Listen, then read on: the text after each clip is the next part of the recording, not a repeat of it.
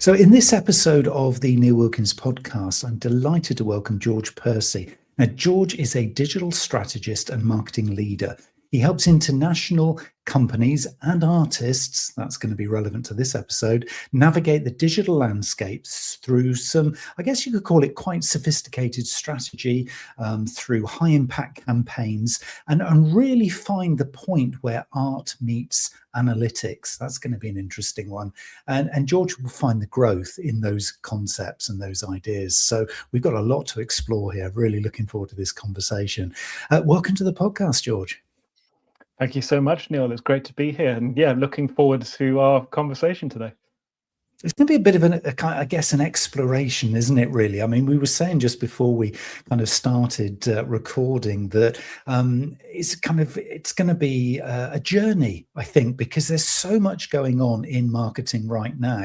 And I really want to pick your brains from, obviously the industries and the kind of the sectors and the people that you're engaged with, because the arts, if we call it that in its broadest sense, and obviously I'd like you to kind of sort of define who you really sort of would be thinking of there.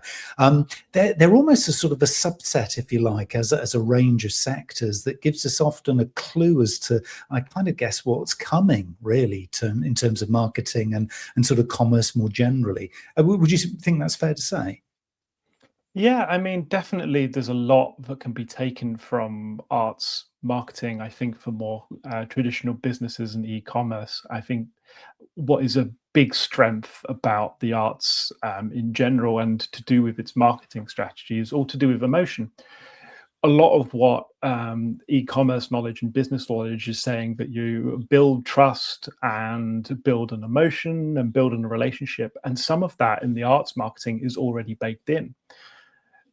It kind of is a bit of a blessing and a curse, though, because with that kind of control, even the people in the administration have a very close connection with their art form. And so there is always a careful balance that is between the business needs of actually generating either money or things along those lines, which can be taken from more of the e-commerce and business sense, combined with the not stepping on the art form, or at least in their kind of perception in their head as well. And so it's always a tricky balance. But yeah, I think you're right. There's definitely things to take from the arts. I definitely found it is you have to think of it slightly differently, because if you're going for a very kind of traditional, fully data-driven type approach, where it's all kind of cold numbers, you get a lot of pushback. So you have to be considerate of the people in it and also how it's coming across, just due to that strong emotional connection. And I guess we're speaking about, but also I'm sure speaking to those listening and watching this conversation, speaking to people who kind of feel the passion, because this kind of balance between the passion of what your product or service or artistic integrity is, the thing that you're kind of bringing to the world, and then actually having to almost follow some rules of marketing and engagement and communication, which they're kind of sort of, in lots of cases, unwritten rules. But if you kind of overstep the mark and become a little bit too passionate, then it's all about you. If you're not passionate enough, it becomes almost a commodity offering. And hey, I can get that down the street, so why would I go with you? There really is a balance here, isn't there? That's really often quite hard to find. Yeah, it definitely. It's a huge, it's a huge task to undertake. And the other part of this is it's not a cookie cutter template structure either. It's different for every either organization or artist themselves as to where their boundaries are and where their issues lie, and what is what they consider part of their identity is either a step too far, and then you have to kind of figure out different ways of going around it, and whether there is something else that can kind of plug that gap. So it's always, I mean, for me, it's part of the reason, apart from being, I was a touring musician myself. So I have actual experience of being on the artistic side too. And then I also managed artists, which is kind of where this has come from. And then I've kind of stepped into more of the marketing kind of role.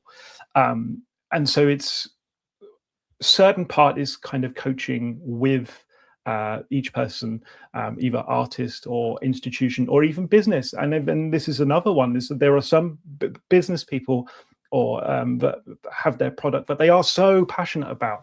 And you really knocked it on the nail on the head. Is like, where's that balance between talking about yourself to the point where it's becoming about you and not the thing, which doesn't come across very well to the audience that you're trying to reach as well. So yeah, it's digging through and using certain kind of coaching to really establish and challenge as well. This is the other part, is that challenge what their beliefs are, and does it actually, or why is the friction there? Why is it kind of this red line for you? And giving a question so that just on the media strategy, if it does come up, if you are answered in interviews, which it does happen so often, you do have an understanding or a clearer answer that you can give, just for your own benefit as well. Yeah, just kind of building on that one is interesting, isn't it? Because when I think of, an artist, let's say an actor, and the person actually, as you were talking, who just jumped into my kind of into my thoughts, was Tom Cruise, who's got this, obviously, this global persona. I mean, everybody knows who Tom Cruise is, whether you like him, you don't like him, whether you're impressed by his movies or you like him as a person or not, or whatever. Everybody will have an opinion of Tom Cruise. And yet when he talks, it isn't so much about the movie. It's about the journey, the commitment, the focus. It's almost like the backstory, isn't it, that he trades on. When you see him in interviews, he's very rarely talking about the other actors, or very rarely talking about the plot, or it's about the backstory, that kind of, I guess you could call it, thought leadership. Is there something we can kind of learn from that it goes beyond, almost beyond the obvious, that we're actually able to trade in something that goes out a little bit deeper? Do you think there's something in that? I mean, yeah, definitely, hugely. I think that, again, going back to how people build relationships, and this is the things that I consider marketing is building relationships between people, or between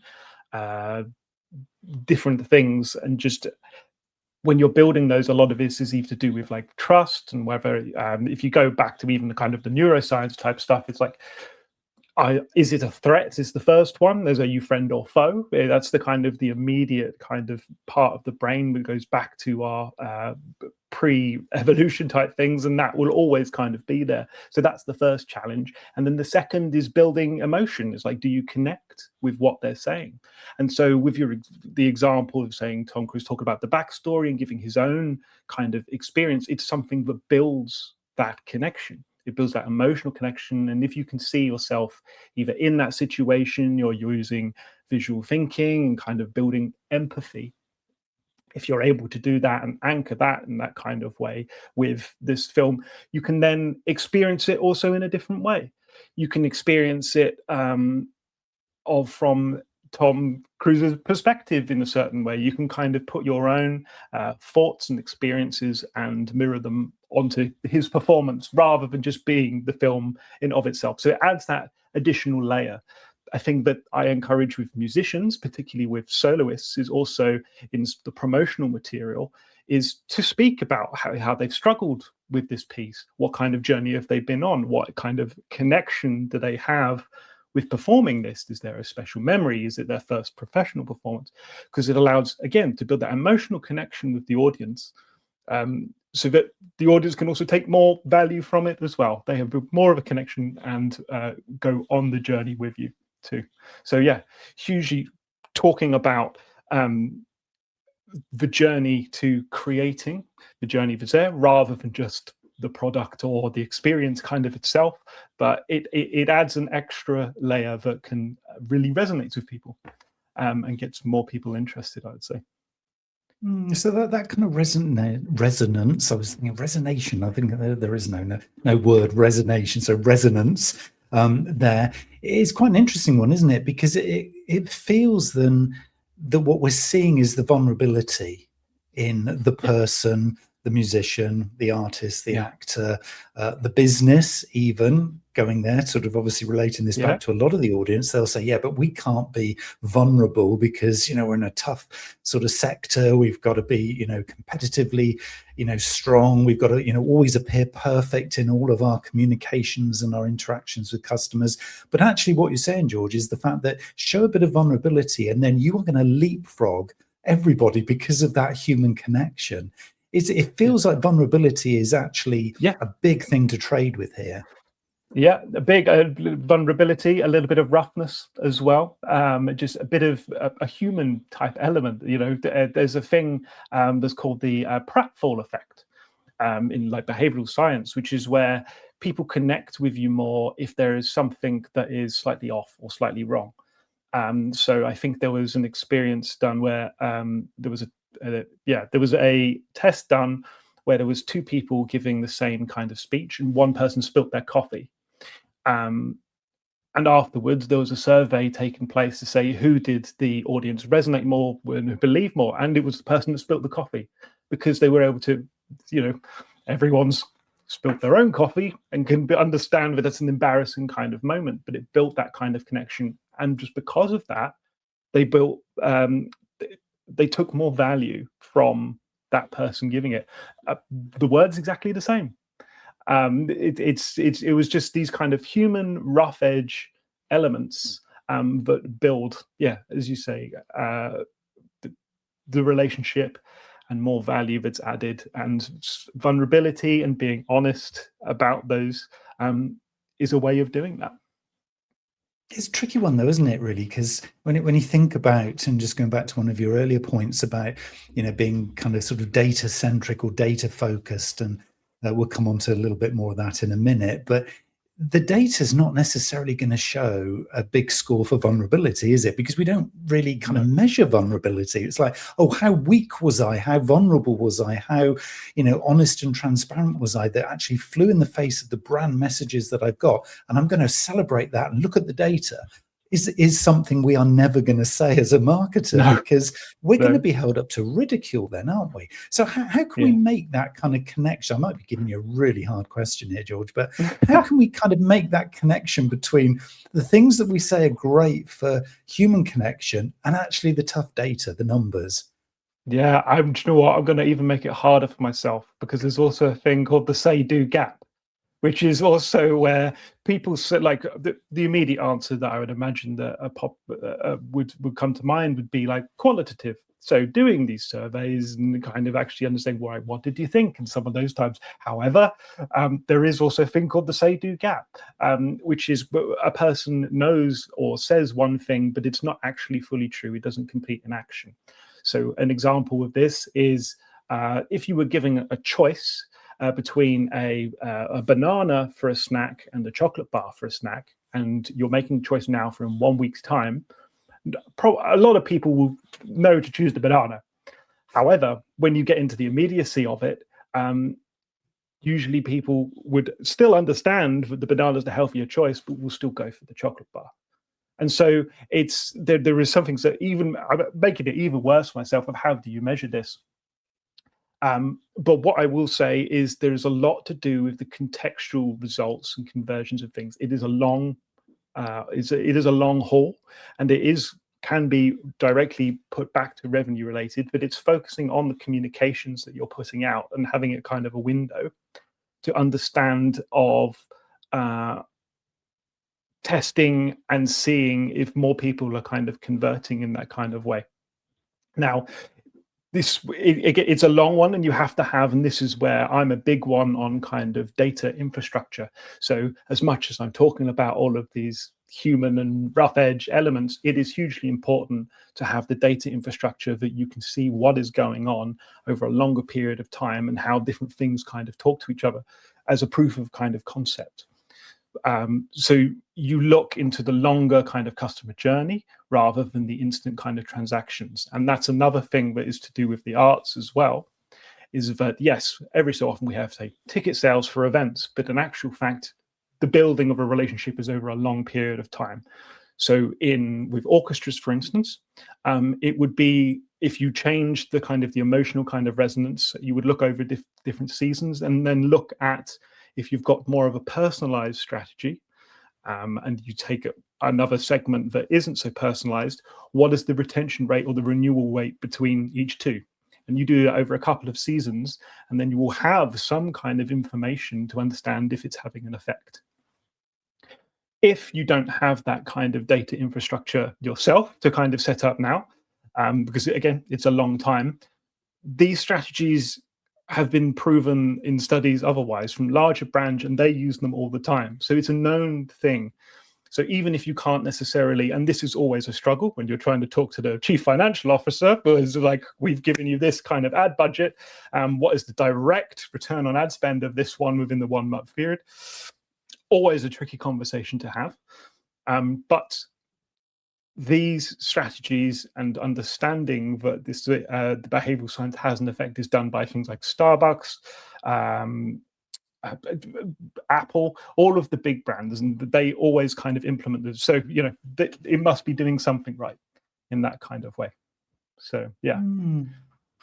It's interesting. I mean, do you think a lot of us are almost falling into our own trap here then? Because I couldn't not hear the word season there. And I just thought, I wonder if there's a clue for most of us in this idea of a season. I mean, in business to business or some business to consumer kind of product brands, for example, there'll be a new product or service launched, and then there'll be a campaign, probably a launch campaign. So there'll be a period of time, let's just call it that, in a generic sense, a period of time into which, as you say, you get some budget, you're expected to hit some numbers and some targets. And then that's kind of business as usual. And then you probably go back to doing the next one. And you might support that product or service into the future. But what you've just introduced there is this idea of a season. I wonder if by maybe considering our kind of marketing, our very human-led marketing activities over a longer period of time, so not just that launch campaign for a product or service, but actually maybe thinking of it over the next year or 18 months and actually seeing it as a season campaign to give it more kind of breathing room, give it a little bit more space, more of a chance to succeed by having a little bit more patience in there. Do you think an FD would kind of maybe resonate with that? Because we're kind of almost falling into this trap constantly, and I see it with my clients, and I've done this myself, of okay, we're going to do the numbers, we're going to launch, it's all going to be a big hard push at the launch, and oh we fell a bit short. Okay, what did we do wrong? And we beat ourselves up because we didn't get that immediate return. Do you think if we're just a little bit more patient, things can be better? Yeah, I think that a lot of consideration for again, we're all guilty of this. It's the short-term gains are a lot more kind of potent than the long-term ones. And in marketing, there's the big one between performance marketing and brand marketing, for instance. And what investment are you actually doing in the longer-term brand and awareness and establishing that, which I think is where I would kind of pop in what you're saying in regards to seasons. Is like you can have a season of brand that isn't a thing that's consistent and over the top, some kind of umbrella that you do product launches in the middle, but it's all contained in this one that gives the brand some air. So yeah, there's definitely something that, even if it's artificial in some way, and which I do, one for just expanding on this idea, because I think it's great. With seasons, usually there's a theme for in classical music, or like on the programming, whether it's composers or some kind of other initiative. Maybe rather than say going for actual spring, summer, do something a little bit different that's more to do with your product or your industry, but sets you out.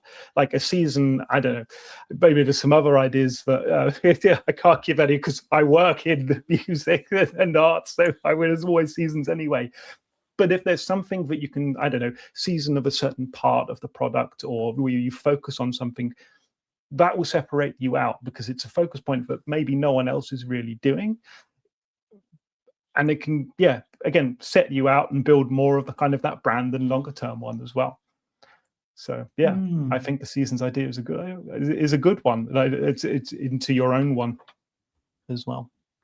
Yeah, there's definitely something in this, and I think just by kind of taking that approach, if we can almost, I guess, agree as an industry, if we do decide that a season thing is a good thing, and it's beyond product, it's beyond an individual service, it almost, as you say, it kind of sits above a lot of the stuff that we do tactically day to day. It becomes a lot more strategic, I mean, if I'm just sort of thinking of the musicians that you work with, and I'm guessing this kind of applies there, because, you know, if, for example, they are going on tour, well, then there's a season, there's a specific time window that you're building up to, because you can get the promoters involved. Obviously, there's venues to liaise with, and there's the whole logistics of being on tour. So there's a season there.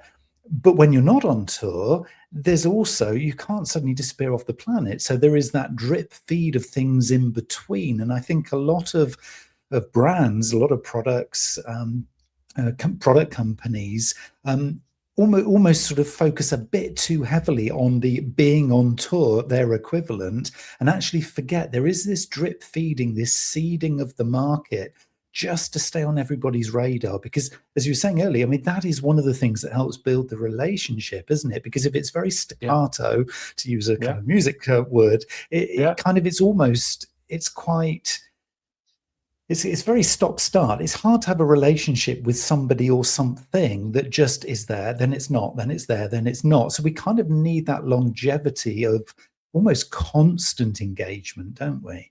Yes, yeah, 100%. I think a lot of people make decisions based on what they're aware of, not necessarily what's the best in the best product, logical product in that kind of way. So being kind of top of mind, I think, is as much and as often as possible, I think, is really hugely important. So when it comes to a person making a decision for your product, you're there, you've already built that. It's kind of, you've spent the time building that kind of association, so that when you are the answer to their question, you're there when it's asked in their head. Another part that you just brought up in regards to musicians making content when they're not on tour, I tell you, they are just as bad. They do it on tour, and then all of a sudden, when they go and kind of sit at home, there's nothing for kind of 6 months, and it's for exactly the same reasons. It's a huge kind of comparison. And what I've kind of done with them is I make artificial umbrellas for them to talk about stuff. So they will still be doing things. They will still be, say, rehearsing or working on a new piece or new repertoire or something along those lines. And so going back to their journey, it's like vlogging in some kind of way about their journey or what they've done today and things like that. What I found when working with these kind of artists is a lot of the time they're so self-conscious that they don't think what they're doing is interesting. And yet, to non-artists and kind of anything they're doing is like it's almost magical. And this is where it goes back to where the arts have a certain kind of aura of, let's call it kind of perceived magic, or in that kind of way that is really hard to kind of break down, but also interesting. There is a debate that to learning how something comes out, the actual amount of practice and effort that it takes kind of devalues it in some way. There is this kind of romantic ideal that the true geniuses can just go to kind of the piano and just play or just touch anything they like. But in actual fact, it takes quite a lot of effort, a lot of time to kind of get it in that kind of way. So there is a balance in that one too. So even within the artistic world, it's kind of, I know that there are some, and I think, but interestingly, Michael Jackson, I believe, was one, never liked anyone coming into rehearsals to film, because he didn't want to see the effort that it took to kind of get it. He wanted the kind of this myth to kind of be there. I think he's missed a trick, or at least that's not where we are now. I think that the difference that we've moved from being more of a broadcast narrative into a narrowcast, the fact that beforehand there was only a select amount of people that would be at that kind of stratospheric kind of level that everyone knew, meant you were able to control it in that kind of way. However, now you are competing with so much, and the kind of the attention wave things, you need to build that kind of connection, and it's not necessarily something that I think is hugely strategic for everyone anymore. So yeah, it's really interesting, isn't it? When you were saying about Michael Jackson, I was thinking David Gilmour, the guitarist, who does exactly that in terms of letting people into the studio, and he will be explaining the breakdown of a particular piece or a particular chord that he's playing, and actually how sort of technically he's creating it, almost so you can copy it. You know, and he knows you can't copy it because he is at that kind of stratospheric level of, Yeah. accomplishment, with the instrument. But the point I think that really probably he's making, and that we can all kind of learn from, is this idea that, the more you are up close and personal, the more you kind of almost want to experience it for yourself, because you know that he's channeling something from somewhere else. He's not, and he, by his own admittance, is not actually just playing physically. It's coming from somewhere. And even he says he doesn't really know all the time. So you want to experience that. And the more he kind of shares that, to me, that builds the mystique. It's like, well, what is actually happening here? Because I can see technically he's doing something. And yet when it comes out, it doesn't sound like it would if I was playing it. Far from it, So what is happening? And then you want to be part of that. So again, that's probably his equivalent of thought leadership, isn't it? It's an interesting one that we've all got to find that little kind of, as you called it, rough kind of sort of edges piece that kind of goes beyond and almost is, sort of embarrassingly personal, because that is what people want to be connecting with. This is really interesting stuff. I mean, do you find that overall, though, there is just on balance like a resistance? Because certainly in the business world, I find there is a resistance to being that open. There really is. Hugely. I think there's two camps, and it's a defense mechanism as well. I think we all do it. I think I do it at times as well. It's a totally natural thing to kind of do, but to open up and be vulnerable is not a pleasant thing to do. There's always such things as imposter syndrome. That's a big one that kind of people can kind of think, because you're either talking about subjects or things along those lines, but do you actually feel as though you deserve to be talking about it in something those way? So there is these huge kind of barriers that kind of get put up. It's not an easy thing to do. And the other side of this is that at certain points, you will probably get it wrong.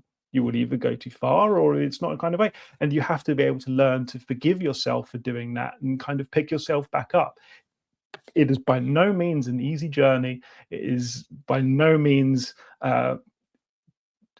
an easy thing to do or even kind of recover from, but it does build, again, it goes back, being that kind of vulnerability just builds those kind of connections with people, which in the longer term, it is a positive thing in the end. And it also, in my opinion, and I don't know about everyone else is kind of listening, I do find it fulfilling. I think that even a lot of the time with data, for instance, you're seeing that you've posted something on social media and you've got like one like or several kind of views on a specific video that you put a lot of effort into.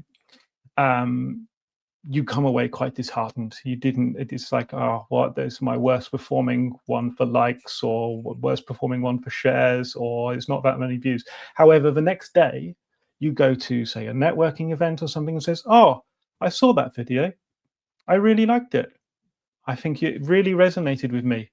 Kind of your first instinct is to go, well, why didn't you bloody like it then? Why didn't you click the button? But there's a lot of because you don't get the kind of instantaneous kind of feedback in that kind of way.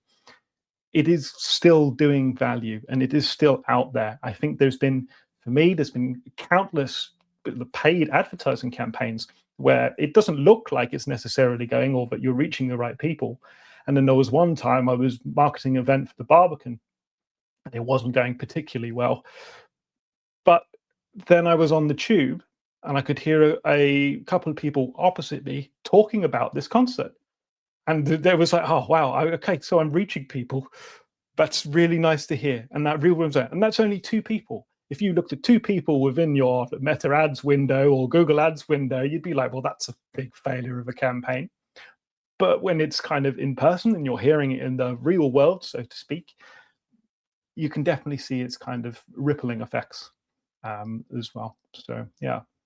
So do you think then we're kind of, I mean, you and I are both big advocates of data-driven decision-making, but do you think we can almost be shooting ourselves in the foot with this one, really, because actually what you're saying there is so much else going on that isn't going to be captured by the data, that it's almost just about trusting it and kind of, not completely saying we don't need the data, but saying, okay, data is going to help with the decision. If it's kind of a little bit on the edge, we're on the balance, should we, shouldn't we? Well, okay, let's let the data help us make the decision. But sometimes it's good to go with the gut feel, that just intuitive hunch that you think, people are going to really like this. And we might not see it in the numbers, but I know out there people are going to get this one. And I've had this, just a little simple example with one or two of the podcasts that I've done. I've done a lot of podcasts now where actually the numbers haven't been, as you say, on the face of it, that successful. But I just know it was one of the best conversations I've ever had. And I just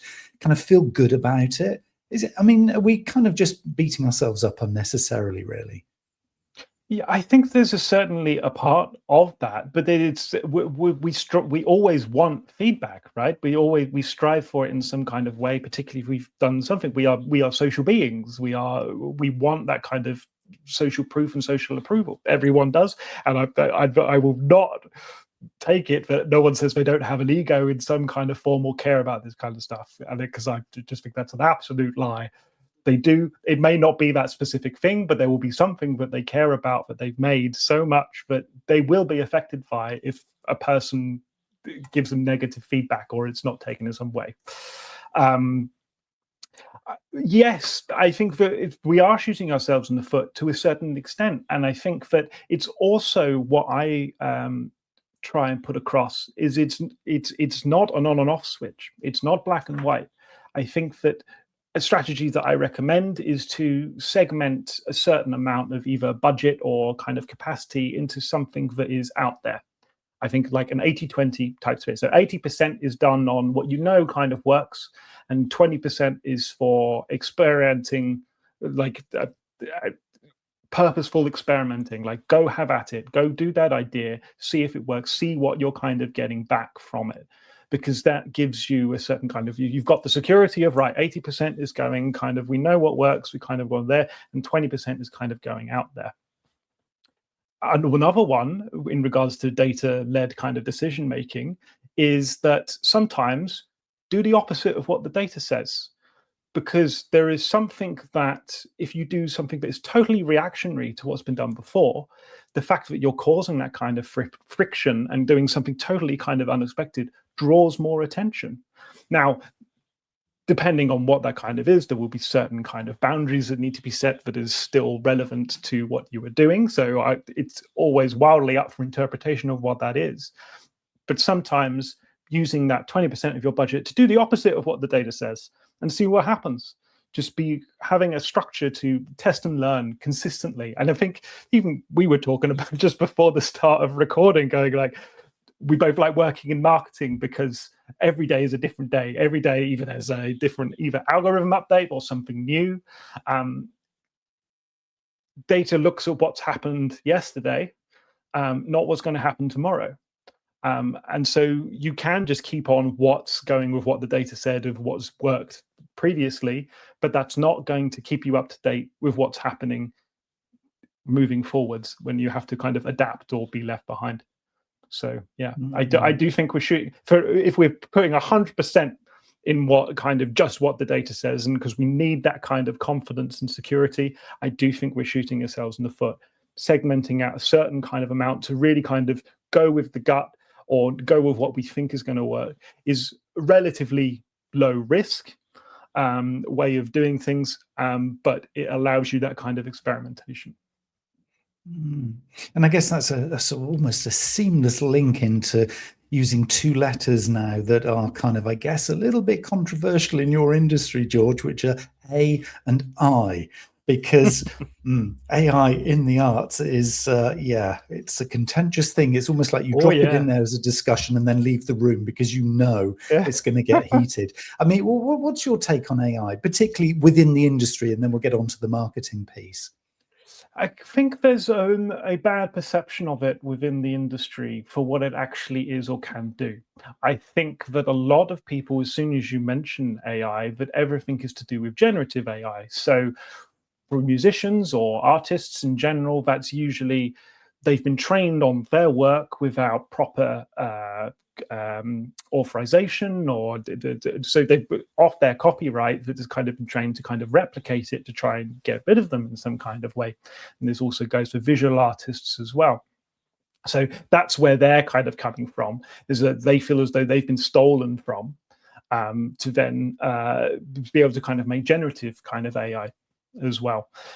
The other part of the AI more in kind of institutions is that it is good, but sometimes it hallucinates. And there was a big one, I think it was last year, where the ENO, the English National Opera, did some kind of texts, and it said that Britain was still alive. So I think it was something like, this was his biggest work yet. So it's kind of these kind of things where you can kind of see where it is very good for kind of filling it out, but we can't sacrifice the final editing or looking over the work. I think there is a really good phrase, I think it's called the cognitive surrender. We can't just rely on it's going to kind of be correct, which is a hugely difficult thing to do because we really want it to be correct all the time. But just we have to double check it. And we have to make sure, because the specialist knowledge of kind of what it is, it's not there yet as well. The other part of the generative AI will be more to do with if people even suspect that it is done with generative AI, particularly in the art world, it's devalued. So even when my team were creating press releases, if the person we were doing it for even suspected that it was AI, even if it wasn't, we had to humanize it in a kind of way. It was really odd that even the ghoul or the specter of it being an AI created thing, it meant that it's lost its value. So there's a huge kind of thing, and that's not necessarily wrong. The perception of if it is done by AI and it is low effort, and if other people kind of think that, it does devalue what it's talking about. That's even if it's not. So it's a huge tightrope that we're all having to walk, just in general. That's the generative AI type thing. What I think is why I'm a huge plus proponent of AI is when you can use it for your systems and efficiency and such things as like personalization or research.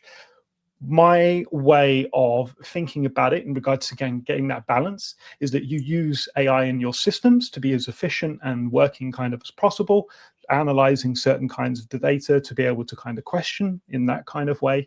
But when it comes to speaking to people, or when it comes to forward facing with the public, you should use it very, very sparingly, so that it's not even kind of seen as being a devaluing kind of essences on what you're doing.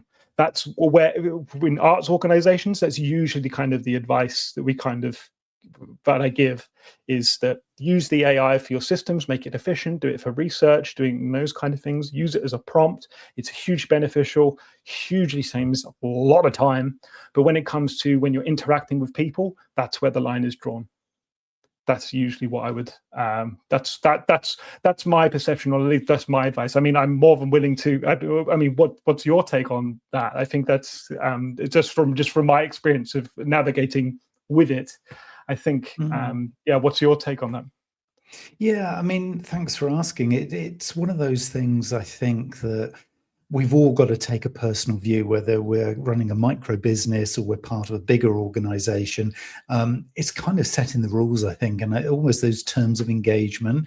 I can totally understand that, within the arts, where it is very much about the human. I mean, because certainly your industry, most of it is a human created offer, be it music or piece of acting or whatever it is, it's performance, it's human performance. And I think whilst it is that, to put a layer over the top that is robotic, if we call it that has been generated by something that isn't human, yeah, kind of, as you say, it's almost a shroud over the reality that I want to experience.